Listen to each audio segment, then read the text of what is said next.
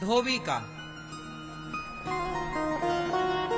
रोज वो धोबी घाट ले जाता गधे को कपड़ा लाद कर। एक दिन कपड़ा लाद कर धोबी ले गया तो गधे को बांधने की रस्सी भूल गया। तो एक संत जी ने कहा कि तू रस्सी भूल गया है, परेशान ना हो, जहां गधे को बांधता था वहीं खड़ा करके उसके गले में झूठ मूठ का हाथ डाल। जैसे तू रोज बांधता था सचमुच का, आज झूठ मूठ का बांध। धोबी ने गधे को पेड़ की छांव में जहां रोज खड़ा करता खड़ा किया, गले में हाथ डाला। गधे को थोड़ी पता था कि रस्सी भूल गया है, ये तो धोबी को पता था कि रस्सी भूल गया है। गधे को तो लगा मैं बंध गया। गधा वहीं खड़ा, वहीं बैठे, वहीं खड़ा। कपड़े धो करके धोबी ने पूरे उसकी पीठ पर लादे, एक डंडा मारा, चल। अब गधा चले ही ना। संत जी से कहा धोबी ने, बाबा जी ये चल ही नहीं रहा साधु जी। तब कहा कि तुमने उसे खोला कि नहीं? धोबी बोला मैंने तो बांधा ही नहीं था। अरे बांधने का नाटक तो किया था, अभिनय तो किया था, गले में झूठ मूठ का हाथ डाला। अच्छा गधे का अभ्यास था कि वो आता, कपड़ों का गट्ठा पीठ पर लादता, फिर गले में हाथ डालता, तो गधे को लगता कि अब चलना है, तो गधा फिर चलता। तो गधा के गले में हाथ डाला, गधा को लगा मैं छूट गया, गधा चल पड़ा। अब आप लोगों से सवाल है, क्या गधा बंधा हुआ था? उत्तर है गधा बंधा नहीं था, पर उस गधे ने अपने आप को बंधा हुआ मान लिया। बंधा हुआ मान लिया। उसी तरह आप में से कोई भी बंधा हुआ नहीं है जो हाथ उठा उठा के कह रहे हम बंधे बंधे बंधे।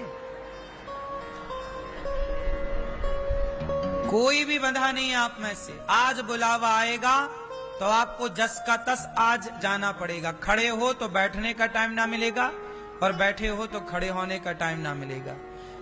क्यों? तो आप बंधे किससे हो भाई? किसी से नहीं बंधे। लेकिन आप भी उस गधे की तरह अपने को बंधा हुआ फील करते हो, मानते हो हम बंधे। कोई किसी से नहीं बंधा मेरी माँ। यही अज्ञान मिटाने के लिए भागवत सुनना चाहिए। यही अज्ञान मिटाने के लिए भागवत सुनी जाती है। हमें ये ज्ञान हो कि हमारा कौन है, हम बंधे हैं कि मुक्ति हैं। आप लोग भागवत सुनोगे, मैं गारंटी लेता हूं मरने के बाद तो तुम्हें मुक्ति मिलेगी, ये भी गारंटी है।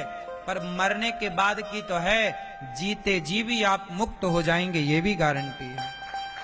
हम आपको जीते जी, और सुनो, जो जीते जी मुक्त नहीं हुआ वो मरने के बाद भी मुक्त ना होगा। मरने के बाद भी मुक्ति उसी को मिलती है जो जीते जी मुक्त होता है। और जीते जी मुक्ति किसे कहते हैं? जैसे गुलाब का कमल का फूल पानी में तो है, पर पानी से मुक्त है या नहीं? पानी की एक बूंद भी क्या ठहरती है उस पर? पानी में होता हुआ भी वो पानी से जोर से मुक्त है, हाँ या ना? उसी तरह जैसे कमल का पुष्प पानी में है, कीचड़ में है, पर वो पानी में होता हुआ भी कीचड़ की बूंद से, पानी की बूंद से मुक्त है। ऐसे ही संसार के पानी में, संसार के कीचड़ में रहो, पर रहते हुए भी संसार के कीचड़ से मुक्त रहो, उस कमल के पुष्प की तरह। जो जग में रहूं तो वैसे रहूं जैसे जल में कमल का फूल रहे। मेरे सब गुण दोष समर्पित हों भगवान तुम्हारे चरणों में। कमल के पुष्प की तरह ये मुक्ति है। मुक्ति पाने के लिए परेशान नहीं होना पड़ता मेरी माँ। मुक्ति क्या है? एक बात बताओ, कच्चा आम, अब आम का सीजन आने लगा, आ गया लगभग, आम का सीजन आने वाला है। तो आम को आपने देखा होगा, जब तक कच्चा होता है तो आम पेड़ से चिपका होता है, पेड़ पर ही तो लटका है, लेकिन पेड़ से चिपका है। कौन? आम। क्यों? कच्चा है। और वही आम पक जाएगा तो अपने आप पेड़ से गिर जाता है कि नहीं? पेड़ को छोड़ देता है कि नहीं? छुड़ाना नहीं पड़ता।